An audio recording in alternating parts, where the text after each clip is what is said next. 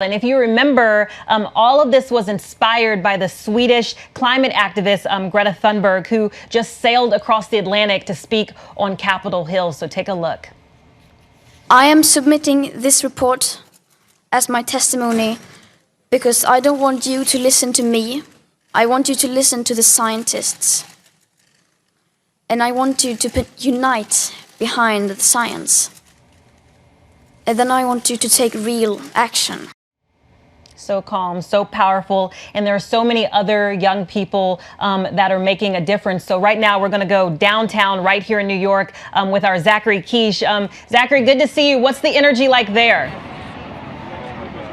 Kimberly, good to see you as well. The energy is really starting to pick up here. You mentioned Greta and the incredible work that she's done. She is really the person that is credited for much of this movement that has been propped up on the backs of young people. Some 1 million youngsters joined her in May.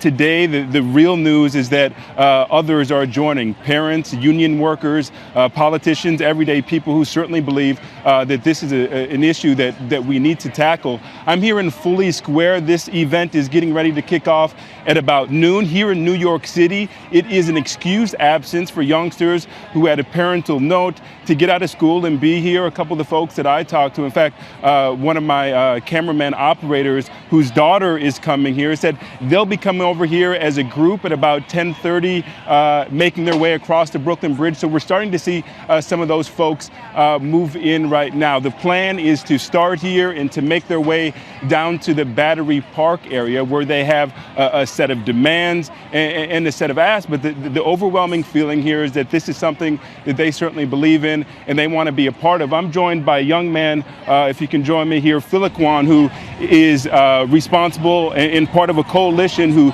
organized this on a national level. And Feliquan, I got to ask you, what's the sense of what you see out here today, and what's the hope of what can come from this? Well, it's incredible. As you can see, there's already people gathering behind us, and the strike isn't even starting for another good, 30 minutes, 40 minutes. In Germany, they just reported that they had 1.4 million people already worldwide, so that's incredible. Every single big structural change in this country and globally has come only because of grassroots insurgents, the civil rights movement, the women's suffrage movement. That didn't happen because people sat around. They stood up for their rights and demanded it. So that's what's going on here and all over the globe. And so what I really hope is that this grassroots insurgency can crystallize into real, bold policy change, as bold as the crisis that we face.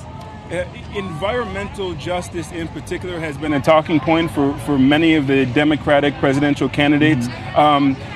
Are they striking the right tone, and do you believe that policy changes in itself are enough to affect the kind of change you're looking for? I really do think so, as long as these policies are bold, and I do think that they are really getting to striking the right tone. Before, there was almost no discussion of environmental racism or even climate change at that. There was about, I think, 5 minutes and a couple seconds of mention of climate change in the Democratic debates and the general election debates in 2016. So we're really moving the entire tone of the conversation. That's incredible with things like the Climate Crisis Town Hall and CNN, 7 hours on TV. Just the fact that there was climate crisis in giant words on television screens all over the USA is amazing. So I really do think they're getting there, and I think policy change is what's necessary. The narrative is changing. Some of these marginalized communities are being acknowledged for the first time. Many would say, you have a list of asks.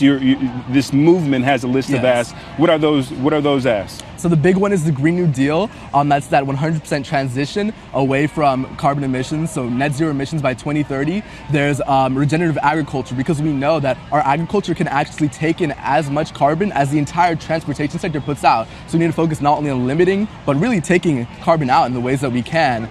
There's respect of indigenous lands, because we have to go back to that environmental racism factor. We have to look at communities that we've already negatively impacted through this crisis and go back and give them the justice that they deserve.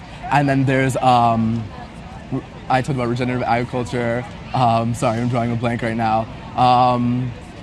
There's the environmental justice aspect, which also covers that. And then, yeah, those are the big demands that we have. Beautiful. Thank you so much, Feliquan. I appreciate it. A lot of youngsters like Feliquan are out here today. I just spoke with a young woman from South Africa. This, in many ways, is an entree to the 3-day summit on climate action that the UN is holding here. And the young folks are excited about it. Kimberly, back to you.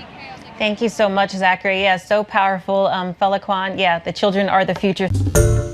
Hi, everyone. George Stephanopoulos here. Thanks for checking out the ABC News YouTube channel. If you'd like to get more videos, show highlights, and watch live event coverage, click on the right over here to subscribe to our channel. And don't forget to download the ABC News app for breaking news alerts. Thanks for watching.